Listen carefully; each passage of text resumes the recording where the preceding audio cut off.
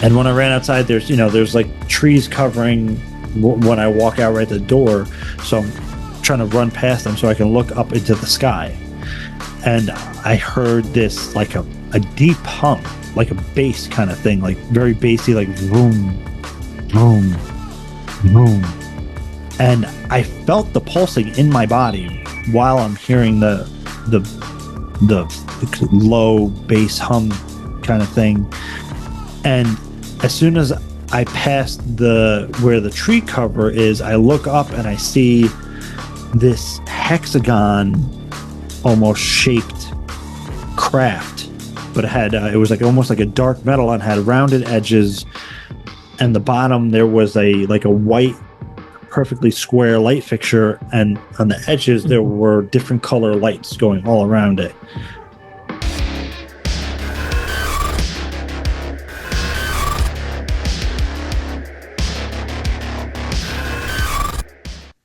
Welcome back. I'm here with James Iandoli. Welcome, James. Thanks. I'm glad to be here. I appreciate you inviting me on. Yeah, the story of how this came about is very phenomena-like. Do you want to talk about that now really quickly? All you have to do is just state what happened. I think people can figure out or come up, because we can't even come up with a coherent explanation. We can speculate on a number of different things that we think that could have been, but it is very kind of on brand, let's just say, for the phenomenon. But if you could relate that story really quickly. And by the way, I believe this story because this is in line with a lot of stuff that's been happening to me lately.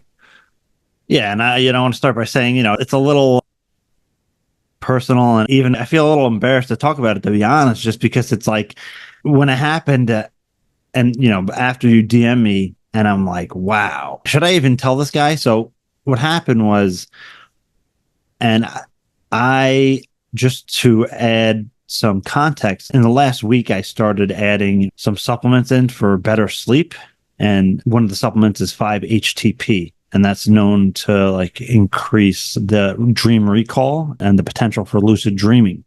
So I just combine that with GABA. So GABA is an amino acid that's good for like mood and relaxation, prior to sleep or in general.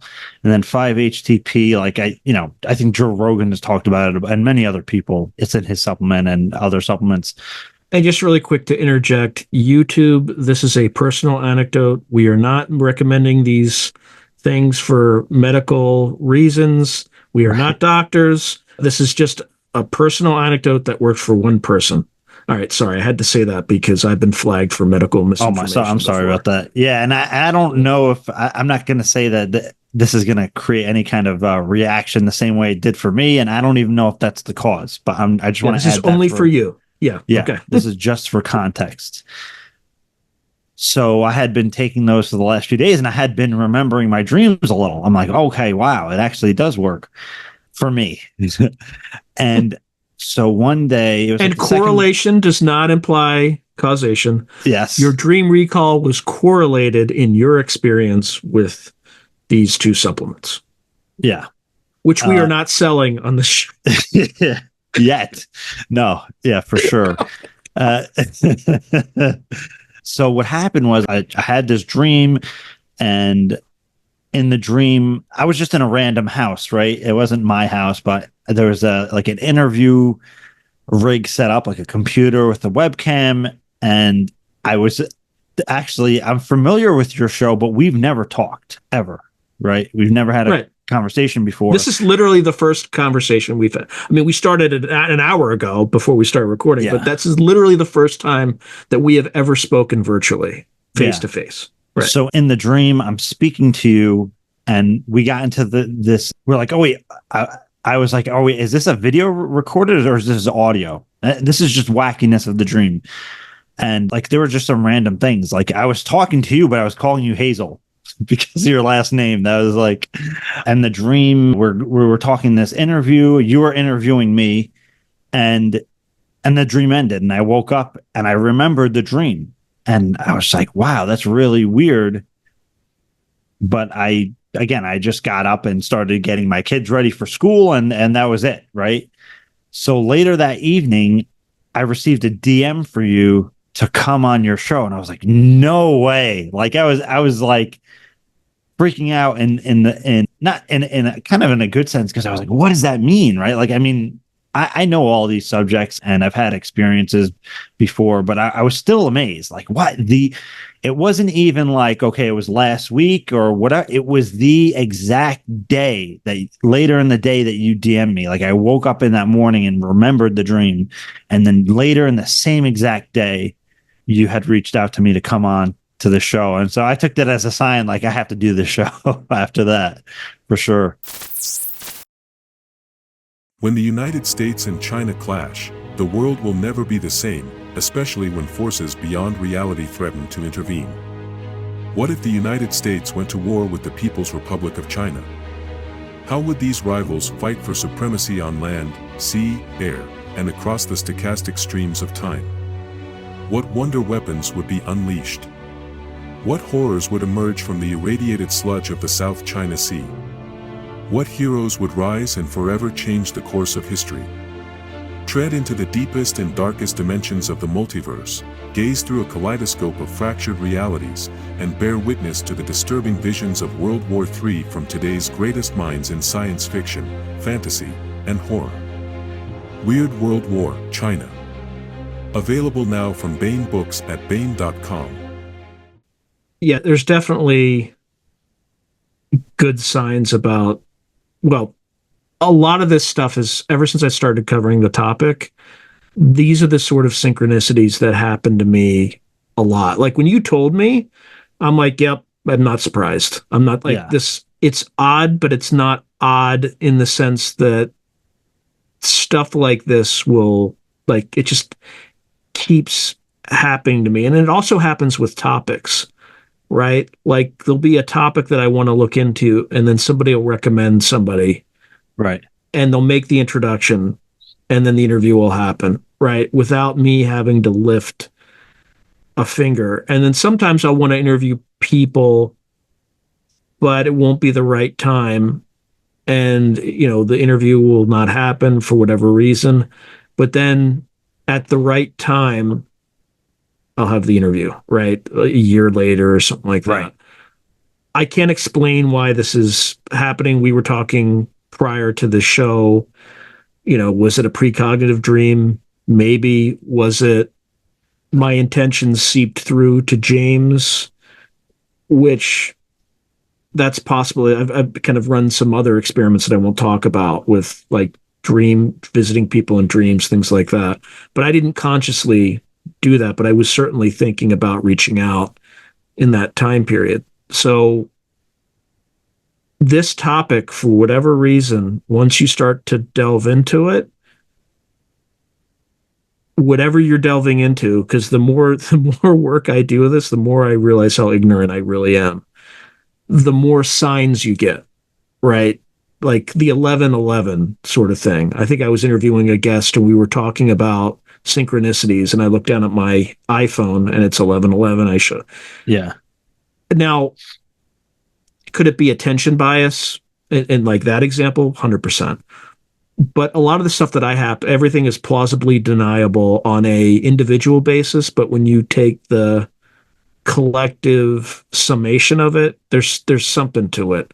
I don't know what it is, but, and that's why we're here to talk to you, actually.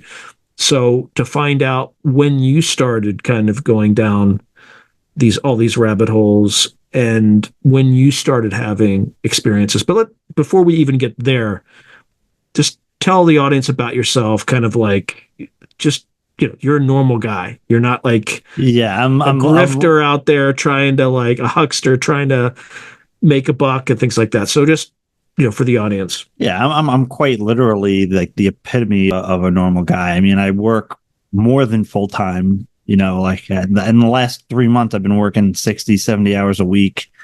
I got 3 kids, I have a family. I happen to be an experiencer and researcher, but, you know, I do what I can in this field while I can, when I have, you know, but I'm kind of odd in the sense I guess, I mean, maybe not by today's standards, but like, I don't like sit down and watch movies every day or whatever. Like when I have free time, when I'm on the train, I'm like either reading or researching or doing meditation or networking and reaching out to other researchers and experiencers.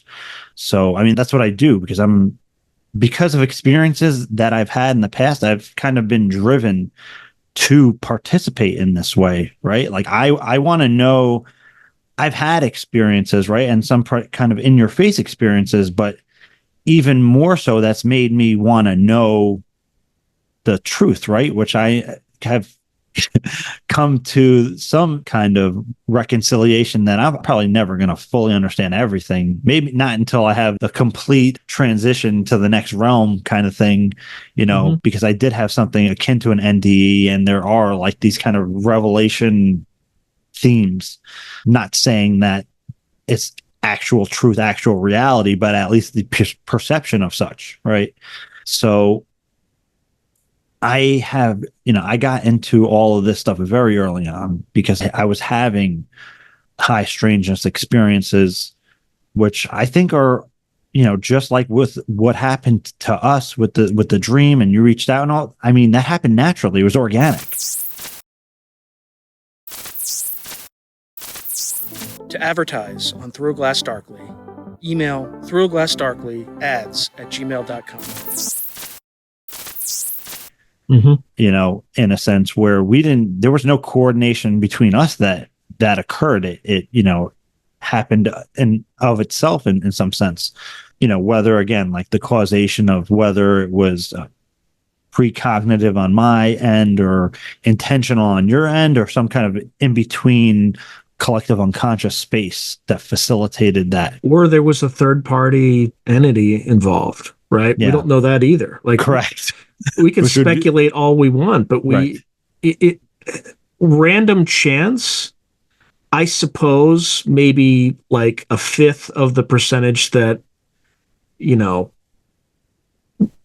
don't know. I think is probably a probability that could have happened by random chance, but I think it's so infinitesimal. I think it's more likely that we get eaten by a shark in our living rooms, right? Seriously. At the same time than that happened, right? Yeah. Like it's one of those things. Like, is it probable that could happen? Sure. Now, like Stephen Greenstreet, as an example, might say, "Oh, you're both just making this up." Okay, like there's no way for no way for me to prove that James isn't making this up. I don't think he's making it up because of his reaction, the way it happened. But sure, that's the best argument they have. But these things happen so often to me that I didn't even hesitate to not believe you. Like it's just like, that's pretty much. And again, I was really like torn. I was like, should I even tell this guy? Because he's gonna think I'm like just making this up or something. Like it doesn't do me any favor sharing this story at all. But I think that's the problem with this field is the stigma, right? I think if more people shared these stories, more people would realize how commonplace that they are. Right. And again, like I said, I was actually like, I'm a little embarrassed to talk about it publicly because it's a private dream and it was a private thing and there's nothing I can prove about it. So it doesn't help me to talk about it other than I know it happened. Yeah. Well, that's the thing. It's just a fact. You had a dream about you being on this show and I reached out to you later that day. Those are facts. Yeah. You can choose to interpret them any way you want. We don't admittedly know why it happened the way it happened, but it did. Okay, well, let's talk about you. I keep talking. I'm already going to get comments like, "Let the guest talk. You're talking too much." Okay, so when's the first time that you had any sort of experience? Yeah. So the first time that I recall that I had an experience, the first one actually was with entities. And that, I mean, I must have been 5 or 6. And it was not very scary at the time because where was this? Was also in kind of Hudson Valley area? Yeah, this is, right. So, I mean, I didn't even get to that. I live in New York. I live actually in the Hudson Valley area. So I was born during the Hudson Valley UFO wave in the 80s. And so that, there's not just the UFO activity around here, but there's a whole like history of high strangeness. People have said like the Hudson Valley is like a vortex area kind of thing where a lot of anomalies occur. But, I think this kind of stuff can happen anywhere. But that just in my own story, that's I actually live in where the Hudson Valley UFO wave took place, like square inch for square inch. Like there were sightings literally down the street from where I lived into miles away. I mean, the Hudson Valley UFO wave spanned many miles from, New York and Connecticut, from just outside of Manhattan to all the way up above where I live in Westchester, New York. So, but this experience, it happened maybe over a half dozen times. And as far as I'm concerned, it was sporadic that I had, like, you can consider them almost like shadow entities, but they had like a hue, they glue a little bit.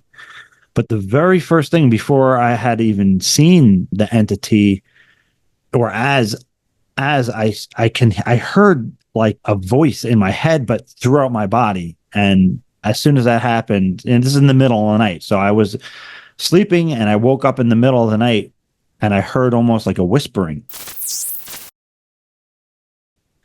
And I was freaking out already. Like I was already a little nervous. Like there's nobody in the room with me that I could see.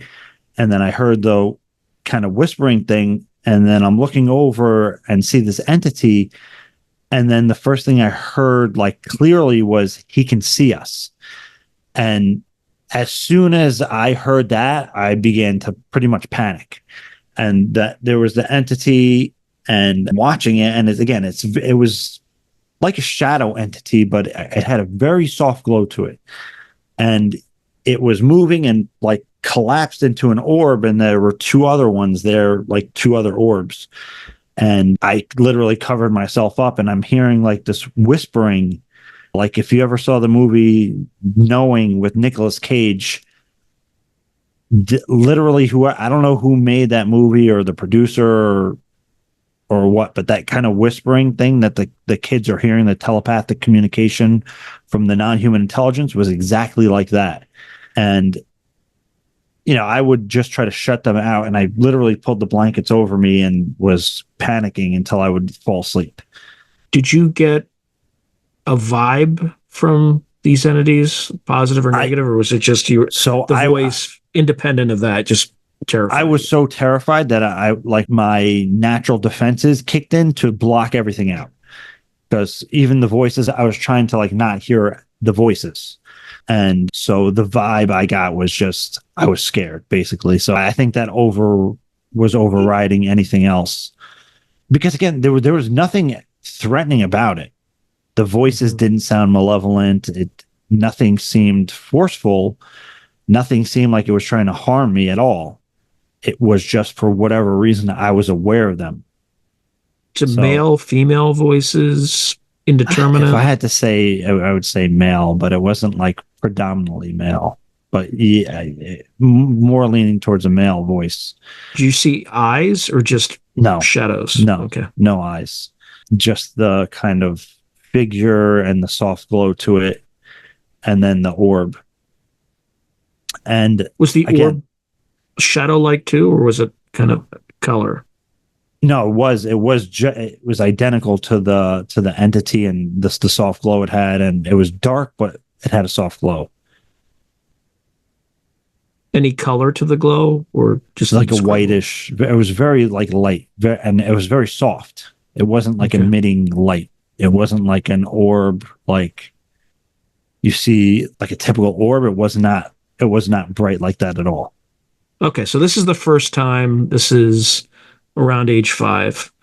And 6, you said 7, you had about, it's hard, yeah. And you said you had about half a dozen of these encounters over the course of several years, maybe over the course of 2 or 3 years. But within that, I had several out-of-body experiences that were spontaneous and very short. But I always remembered them. I always remembered them very clearly because I was, even then at that age, fascinated by it.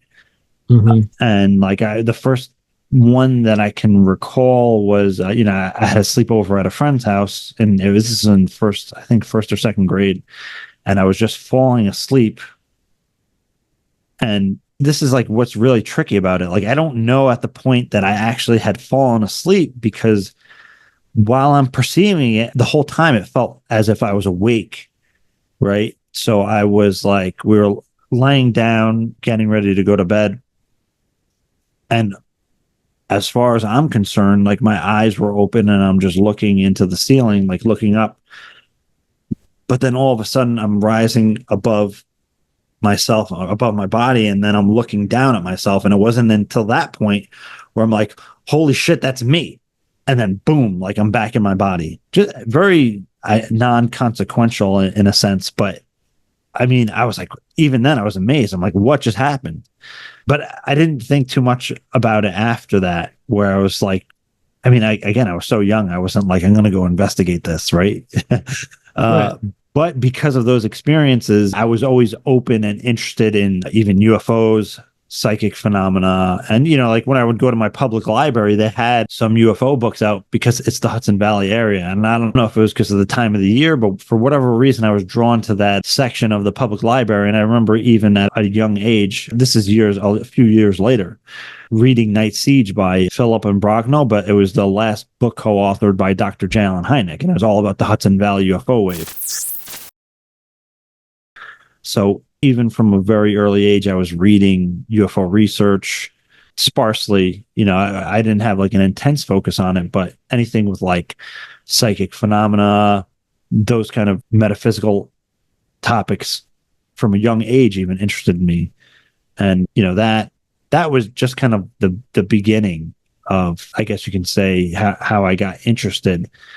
But so some years later, in 2007, is when I had like a kind of string of in-your-face experiences that really kicked everything off for me, like dedicated focus, activation. And, there's a whole story of how that happened, if you want me to get into that as well. Absolutely. Absolutely. Yeah. So this all happened in 2007. So at that point, I'm 20 years old. So maybe this is, between 10 and 15 years after all these other experiences. And the whole kind of, there were a series of what I consider like 3 connected events that all happened within the span of a few months. And the whole kind of series of events started, and I don't know if it would have happened or not, or if it's connected or not. But even when I was 18, I started, reading about meditation and practicing meditation, which would have been around 2006. No, I mean, it's 2016, 2005, 2006, around that time period. I had already been practicing like meditation and Qigong and Chinese martial arts and that kind of thing. I don't know if that's connected to how the 2007 events triggered, or if it's connected to the other stuff. Let me step in really quick, because I'm going to add some interesting context. So this interview will have appeared by the time this interview appears, but I interviewed Dean Radin, and we talked a little bit about, he has a book on, I think it's called Magic, something like that. And it's Real Magic. Yeah, Real Magic, right. But we also talked about, which focuses on kind of the Western tradition. We also talked about the Eastern tradition, and what is pretty common in meditative practices in the East, particularly in India, is that when people start to meditate, there's like a common set of things that start happening. In the kind of the Indian tradition, they call it, and I mean like East Indian, right? Siddhis, Siddhi, which are what we would in the West call sort of paranormal abilities.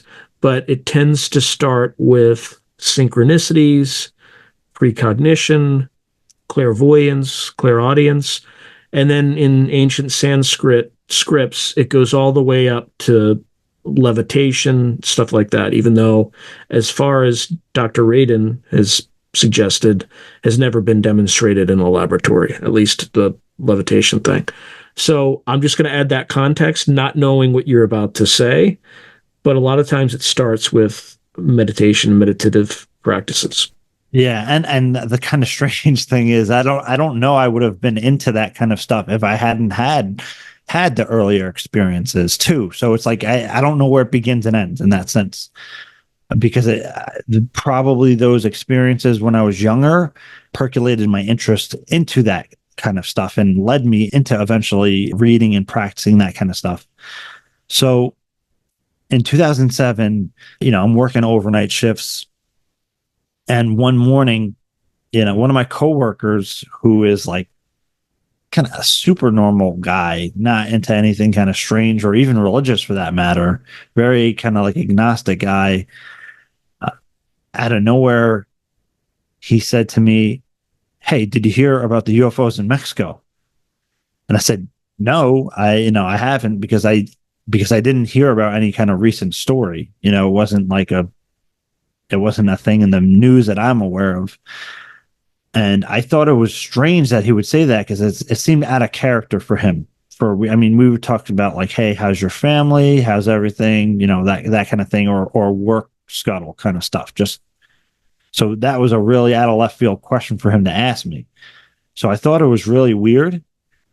But then it's like it's time for me to leave work, so I don't really care anymore, to be honest, right? Like it's like I left work at 8 a.m. and I'm driving home, and I get home, and I'm not even thinking. I'm just tired from working an overnight shift, so I'm not even thinking about that anymore, right? It had come and gone. It passed. So I go to sleep, and I start to have this dream, right? And in this dream, I kind of like, I don't know, you wake up in the dream, like you're just aware of the dream when you're sleeping, right? Like, yeah, lucid dreaming, basically. Well, the dream started, and all of a sudden, I'm driving down in my old neighborhood at night, and there's a UFO like right above me, and this is in a dream, guys. So it's maybe 15 feet in front of me and 20 feet in the air. This thing is like right over me. It's like this electric orange plasma UFO, and I can literally feel pulsing from it in my car and in my body, like an electric surge. And it's a dream, so I'm just kind of I'm just like kind of watching this dream, I guess you could say. I was just like super reactive. I'm not thinking about why I'm doing what I'm doing. And all I know is I'm trying to get away from this thing. So I am driving and like speeding and going and changing my direction and going the other way. And it goes on for maybe 2.5 minutes as far as I'm concerned in this dream. And I never get away from the thing. I just snap out of my dream, and I wake up, and I'm just like, trying to reorient. Like I'm awake now, and I'm like, what the hell was that? And I'm just like, still, I stand up, and I'm still like, I'm walking around, and I'm still like gathering myself, like, what the hell was that?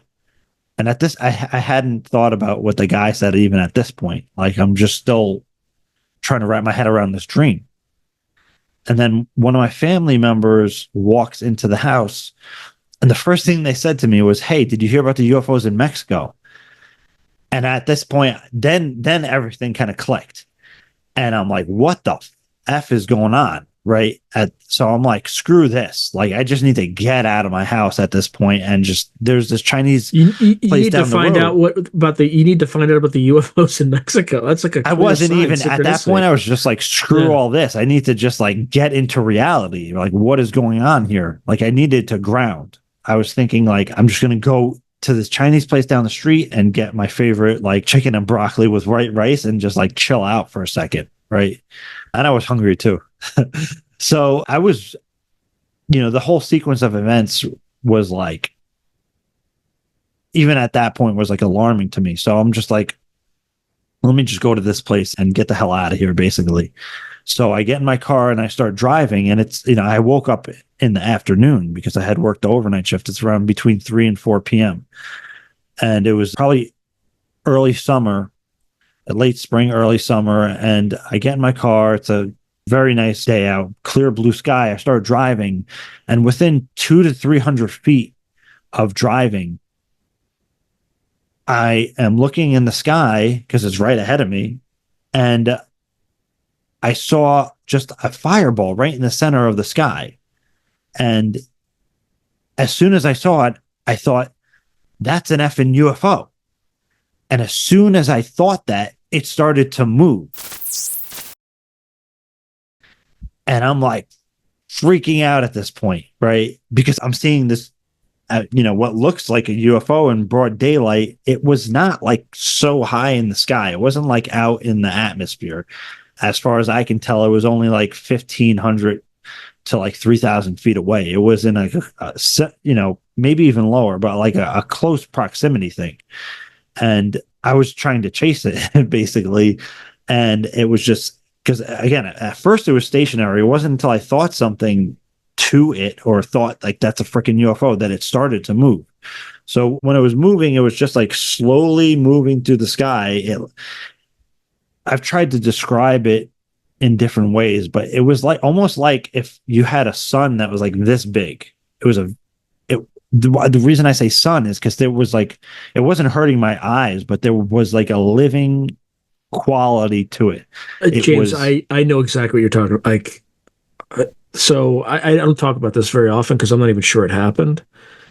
But back in like August of 2022, I was outside at night and I saw something like that fly right over the house, not maybe 9 feet above me, but it happened. It was like less than a second. And like it was so bright, the sky appeared to light up. Yeah. And then it just kind of disappeared over the hill. And I was just like, what did I even see that? Like I had to process it. Yeah. I'm like, was that a spotlight? Was that like, what was that? Yeah. But it happened so fast. There was no time for me for discernment or anything like that. Yeah. And I still don't know to this day what I saw.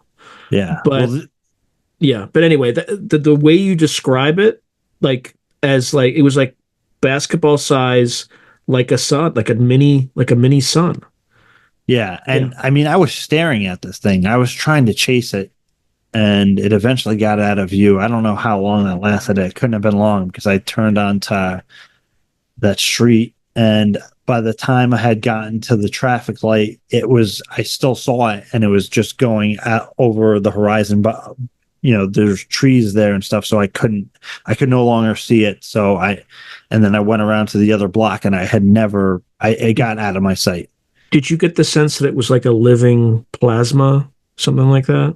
At that time, I was not even thinking like that. I was just thinking, holy shit, this is a UFO. And that was like, my idea of UFOs at that time were like extraterrestrial, right? So I didn't even have the thought process to question if it was that or not. My mind automatically went there. And I didn't realize this for years later, which I'm going to end up getting to, is that I had just had an assumption that I know what a UFO is. It must be extraterrestrials, right? Which many years later, of course, I don't actually think that. But James, I don't know what to think. Like, right, exactly. Exactly. But so when this happened, like the thing that, I mean, seeing a UFO in broad daylight, like I can conceptualize that idea.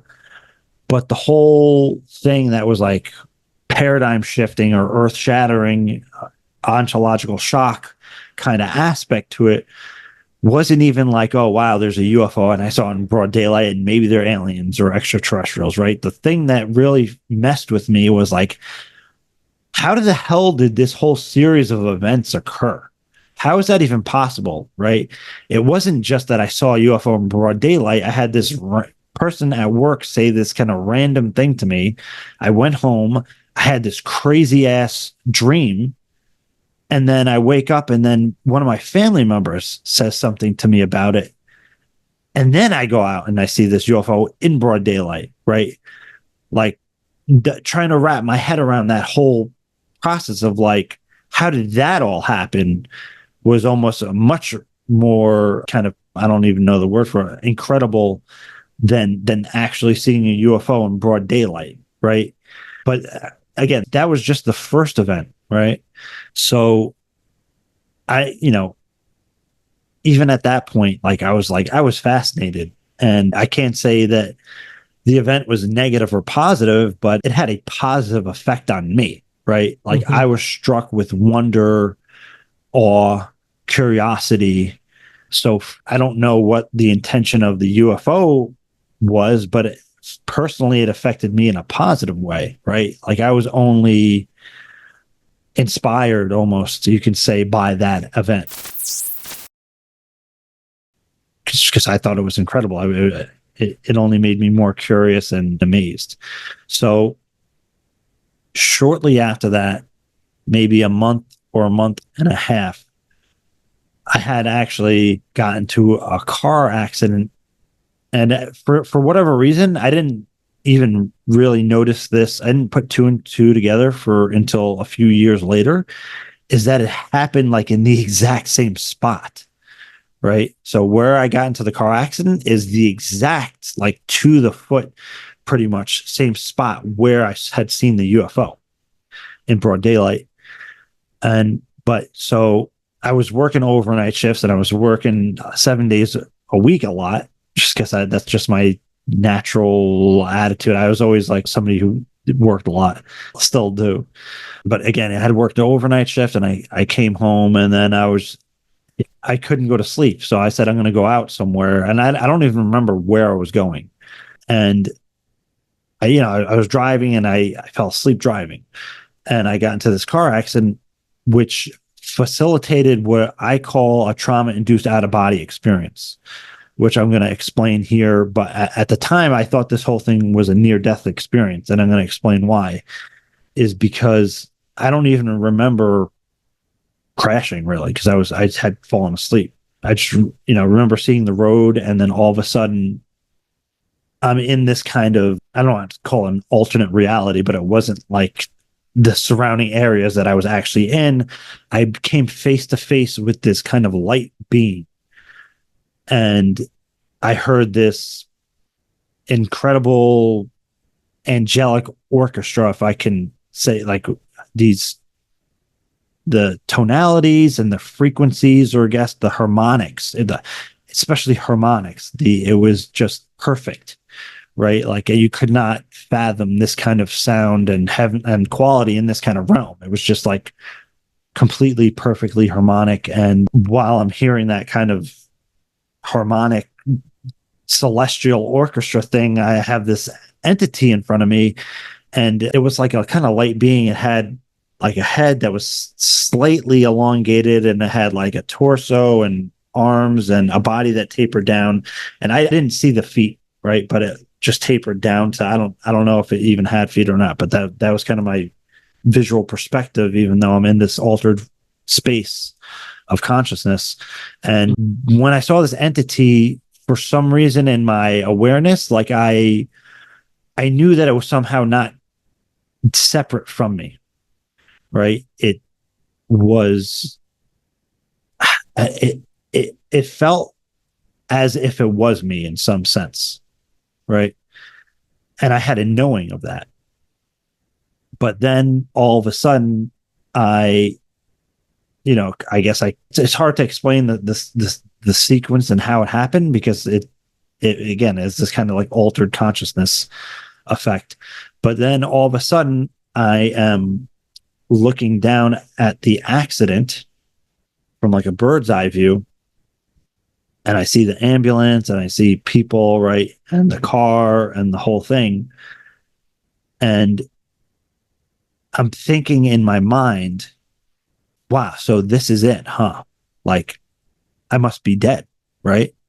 But I was completely conscious, and more conscious though. Like if you have a dream and you're experiencing the dream, like you're kind of being thrust through it sometimes. But this, I was watching and aware, and I wasn't just like going through it. I was aware, and as far as I knew, I had my capacities like of awareness. I wasn't just observing and being like dragged through a dream. I was like thinking. I said to myself, "This is it, huh?" And I was like thinking I had passed away in the car accident, and I was just totally freaking cool with it. I just felt complete like peace, right? It was almost pleasurable.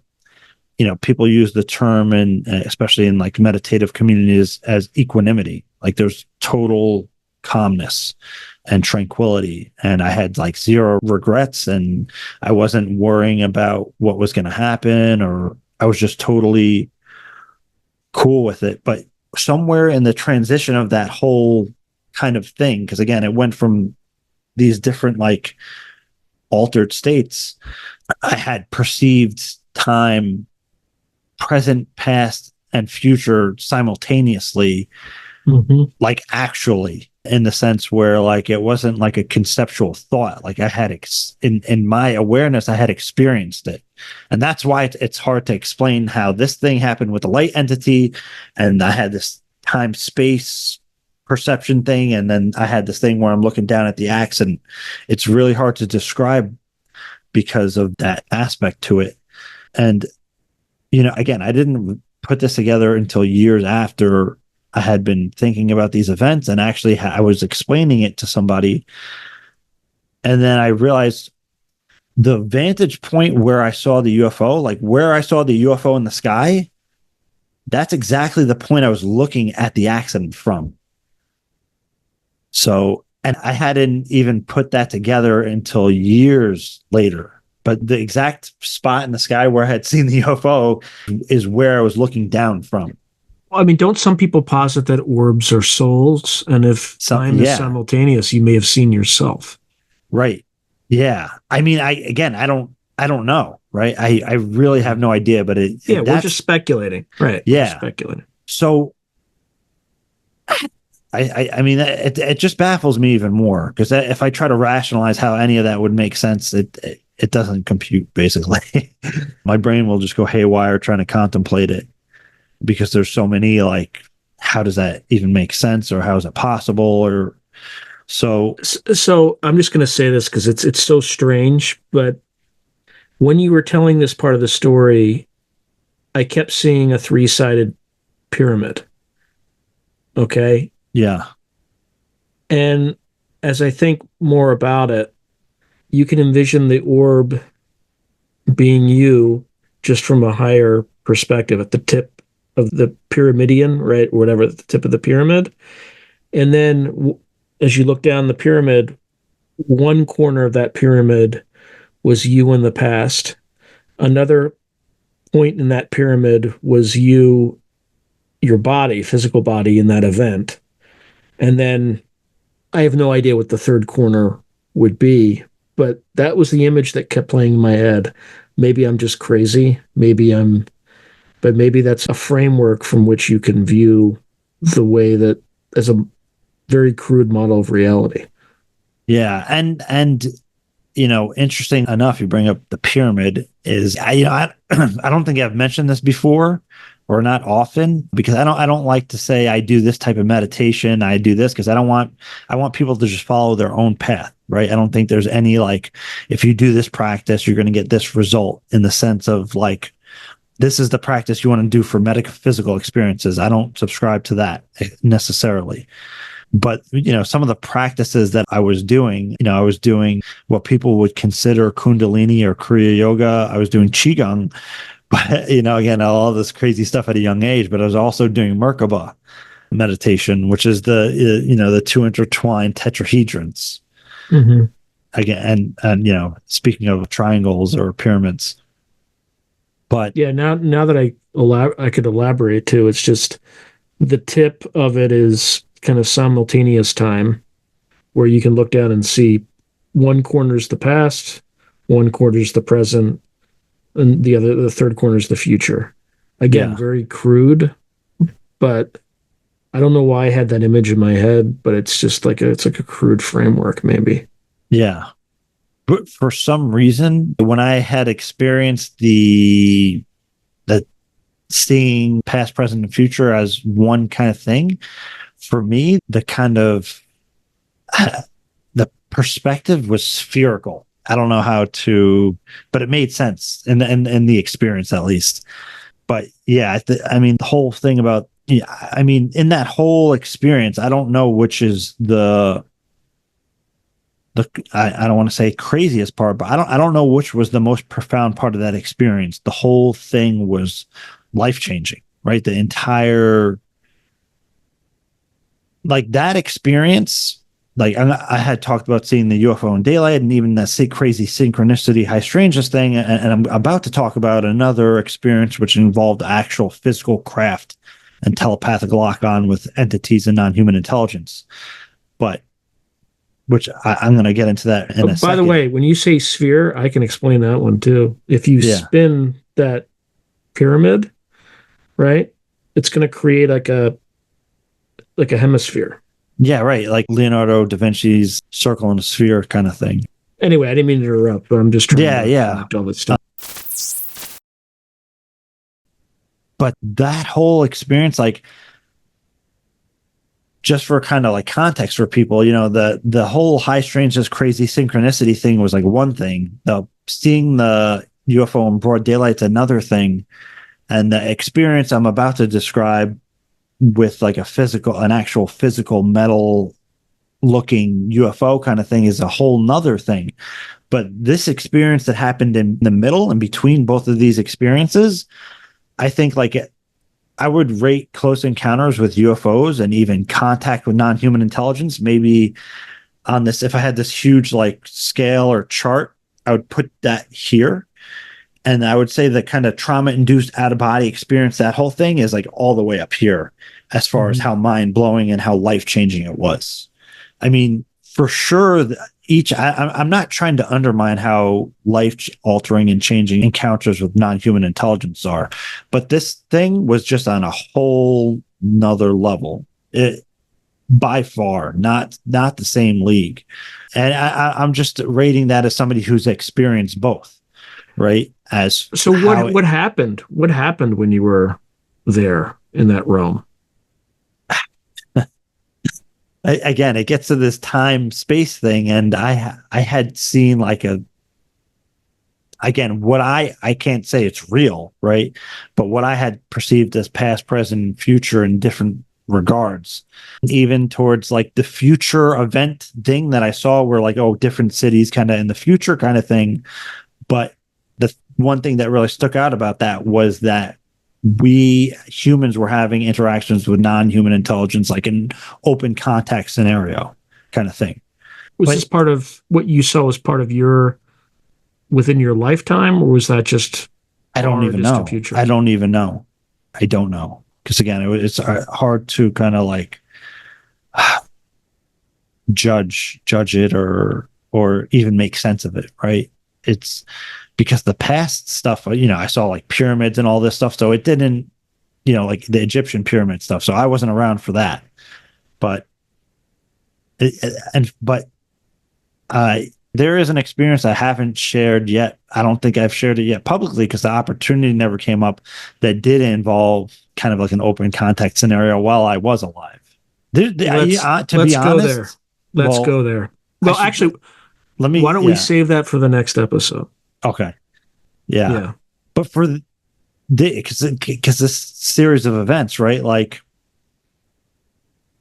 after that had happened, when I was looking down, my kind of reality like reset. It was like a reset button was pushed and bam, I'm back in my body.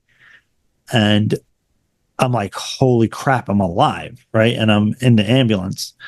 And by the way, do these entities tell you anything or share anything with you that you remember, or did it is so like what people call a download.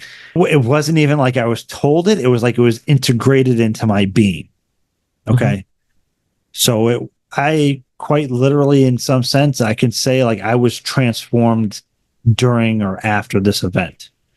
Right. And I speculated on a recent podcast that hasn't come out yet that I actually think that huge event that happened, the trauma-induced out-of-body experience, was the event that triggered the past events, potentially. Like that, for whatever reason, that event was so powerful that it like reverberated my past and present, right? Yeah, retrocausation, right. Correct. So I suspect, and maybe not. Maybe it has nothing to do with that at all, and it just happened linearly, right? I really have no idea. But there's some weird feeling or sense that somehow this event was connected to the past event somehow. And I had woken up in the ambulance, and I'm just like, holy shit, I'm alive. Like, I was sure that I was done physically when that event was occurring. I had felt that, because I was just so detached from my body and consensus reality. I was in a different level of awareness, like a different plane of awareness kind of thing. And so, eventually the next day I got out of the hospital. I was all right. I wasn't anywhere near death. That's kind of why I call it a trauma-induced out-of-body experience. Maybe I had a concussion, but I physically felt different after that event. And again, maybe it's because I hit my head. I don't know. But like, vibrationally and like high frequency, those are very kind of like new age terms, but I viscerally felt like a buzzing in my body. I felt very elated and grateful to be alive. Right.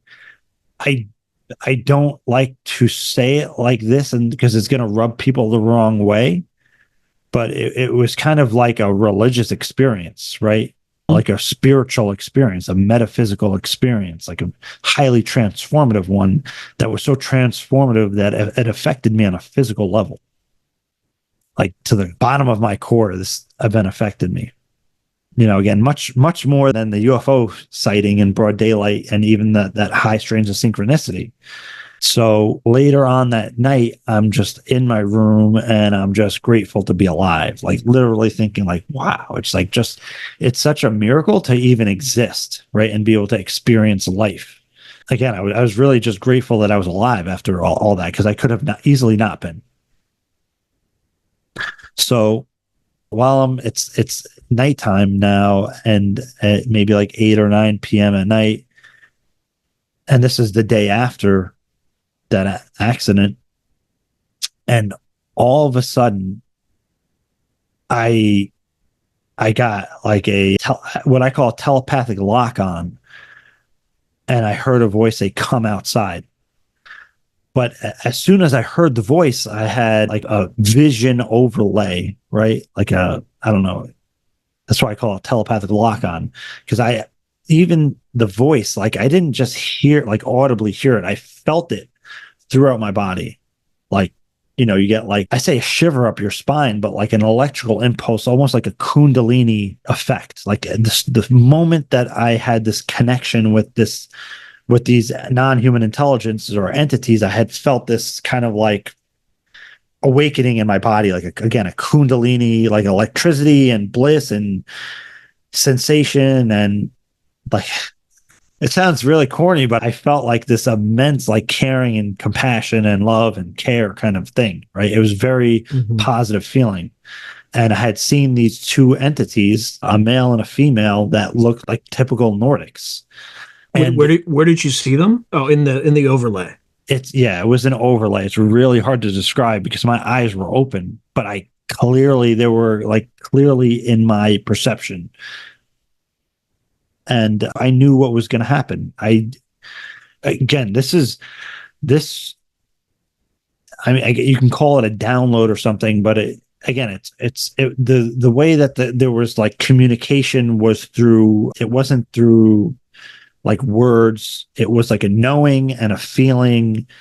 And it was just like, it just hit me all at once and I'm trying to like decode it or encipher it so quickly, and it's just like it's just hitting me. I guess I don't know how to explain it, but so as soon as I heard the voice and saw this overlay, and it's like, and I had this knowing of what was going on, I ran outside. And when I ran outside, there's like trees covering when I walk out right at the door, so I'm trying to run past them so I can look up into the sky. And I heard this like a deep hum, like a bass kind of thing, like very bassy, like vroom, vroom, vroom. And I felt the pulsing in my body while I'm hearing the low bass hum kind of thing. And as soon as I passed where the tree cover is, I look up and I see this hexagon almost shaped craft, but it was like almost like a dark metal and had rounded edges. And the bottom there was a white, perfectly square light fixture, and on the edges there were different color lights going all around it. And staring at it, and it's like just slowly gliding over me, maybe 100 to 150 feet in the air. It's just over the trees. And I run down these stairs that are there and into my driveway, and it's still just slowly gliding. And it instantaneously disappeared and reappeared within the same moment. And there was no lag. Like up, it disappeared, and up, it's over here. It was simultaneous. That it was from here to here. Just there was not a fraction of a second lag. Nothing. Just instantaneous. So when I saw it was over this man-made lake that was over there, and that was across the street from my driveway. And I see it, and the lights are going around it like this. And I saw two other ones like that in the sky. And I'm freaking out at this point. And now I'm thinking, like, did I hit my head so hard in that accident that I'm just imagining this? And like, I'm hallucinating or something, because this was a physical craft. It was like freaking metal. And like, where and when was this? Was this? This was a few months after the initial fireball. Okay, thing. so like 2007? 2007. So and this is also in Hudson Valley. Hudson Valley, yeah. I mean, okay. It's not a secret. This happened where I saw it over Lake Osceola, which is a man-made lake in Jefferson Valley, New York. And that's where all this stuff took place. So just to kind of set the sequence of events, is I had that whole crazy high strange synchronicity thing occur with the daylight UFO sighting. And then maybe a month and a half later, or maybe 2 months later, is when I had the car accident. And then this was the day after that. So these three events all happened within the span of about 2 months, roughly. It could have been 3, but it was still summer at this point. And again, yeah, so this was maybe at like 9 p.m. at night, and I'm seeing these objects, and I'm like, I'm thinking like somebody else has to see this, because I'm like, I don't know. I'm like questioning my sanity and reality at this point. So I ran in my house, and 2 of my family members were there. And I said, you guys, you got to come outside. And they said, why? I said, they're here. And then they said, who's here? I said, just come outside. And they followed me outside. And I said, do you see that? And they saw it. And while we're looking at them, there's these 2 to 3, because there were 3 altogether. But they'd be moving, and one would disappear, and they're moving around the sky, and then it would reappear, and then another one would disappear, and then another one would reappear. So there were 3 of these objects in total, but they would be coming in and out, like phasing in and out of reality, whatever you want to call it. This was going on for more than 20 minutes, and I'm thinking, like, this is going to be all over the newspapers. Like, I didn't have the word for it even at that time, like disclosure. I'm like thinking this is a global event, right? Like, I'm convinced the world is going to know that like aliens are real, and kind of like, this reminds me of like the Bloodsoe. Literally, I was so sure of it. Like, there was not a question in my mind that somehow everybody knew that this was happening, that like the world would know about the existence of these entities at this point. But, during this whole experience, again, I said there was like a kind of download. So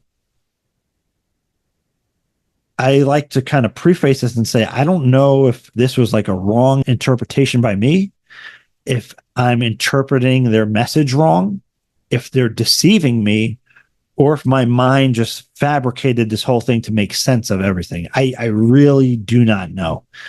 But you said there were witnesses with you, though. No. The download that I'm going to describe. And the download, okay, I mean, is like these messages that these entities are somehow related to us, and they care about us, and that they want the world to know that they're here.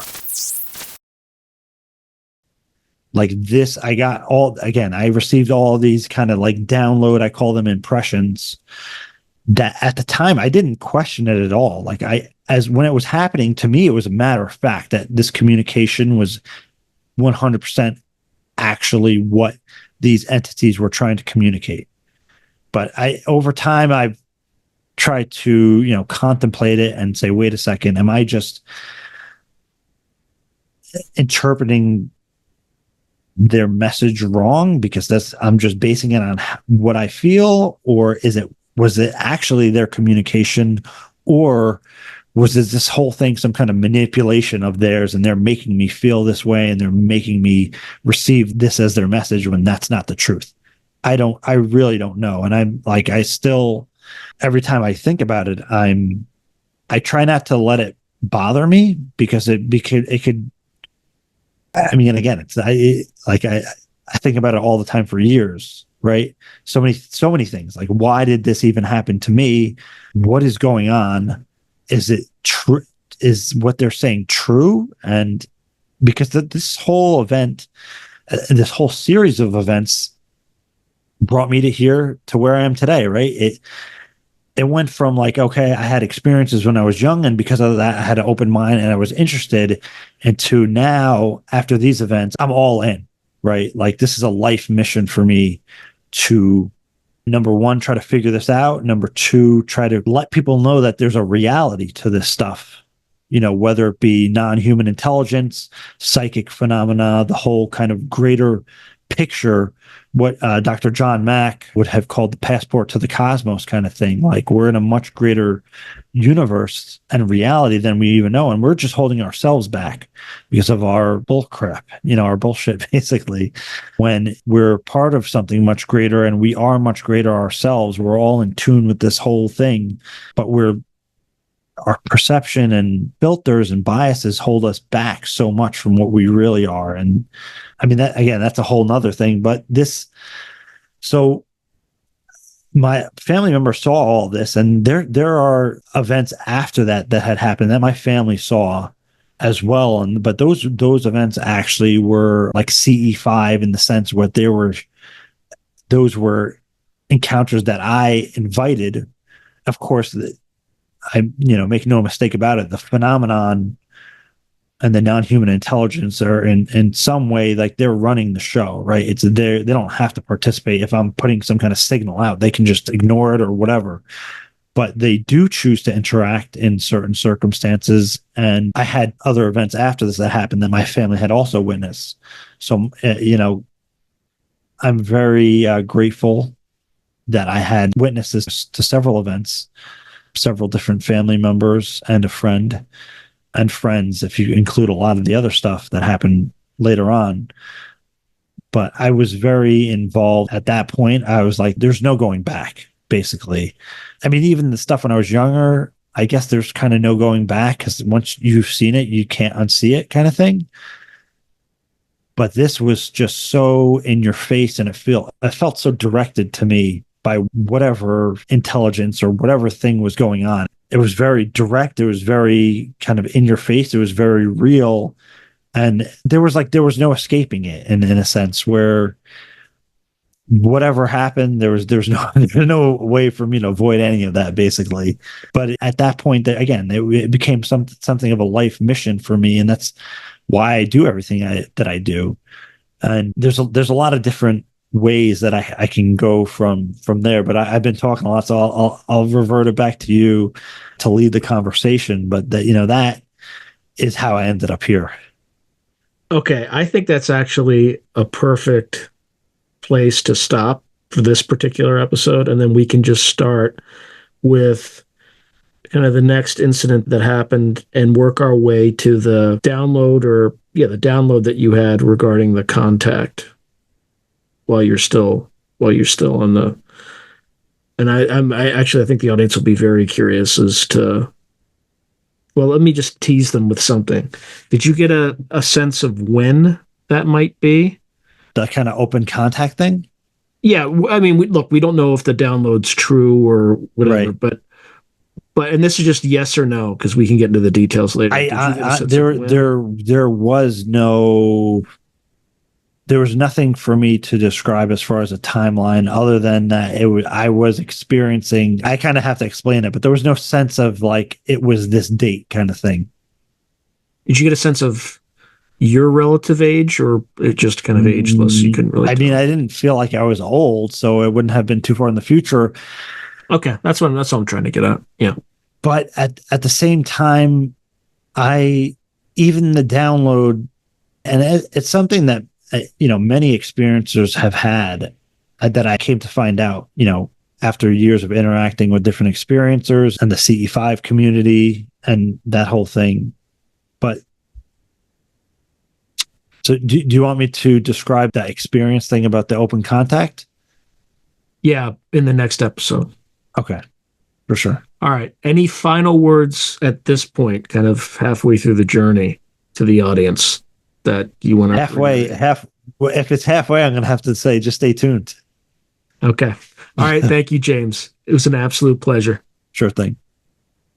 If you enjoyed today's video, please hit like and subscribe, and also hit the notification button so you can be notified whenever I post new content. Thank you. Now, if you're enjoying the channel and you want to support it, there are several things you can do. In fact, there are 5 things you can do. The first thing you can do is just buy my books. I got plenty of books out in the market right now, and I would prefer that folks buy a book rather than giving me direct support, because they get something out of it. They get a real tangible product. The second way you can support me is by becoming a member on YouTube or becoming a patron on Patreon. And just go to either site and it'll explain everything.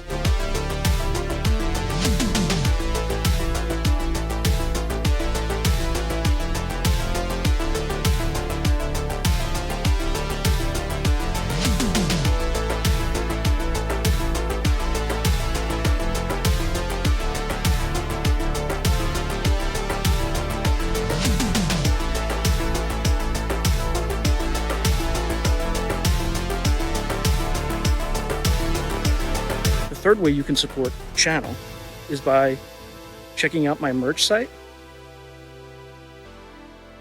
which is here.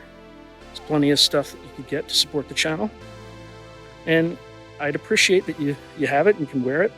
Not only do you help support the channel, but you also help promote the channel, and I appreciate that. The fourth way that you can support the channel, and this is really easy, is anytime you want to buy something on Amazon, literally just go to the description below and click on any link, literally any link. The channel gets a cut of that, and it costs you no extra money. You just go through the link, as I'm part of the Amazon Affiliates Club. The fifth and final way you can support the channel is through donations. Now, I don't prefer these because it's more of an expression of gratitude, but you don't really get anything out of it as a subscriber to the channel. However, if you decide to do these options, there's 2 options. There's Buy Me a Coffee, which is a separate site, and there's also, you can go through YouTube with either a super chat, super sticker, or a super thanks.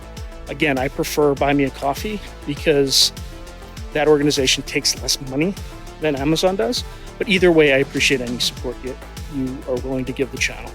So thank you very much, and keep watching. I really appreciate it.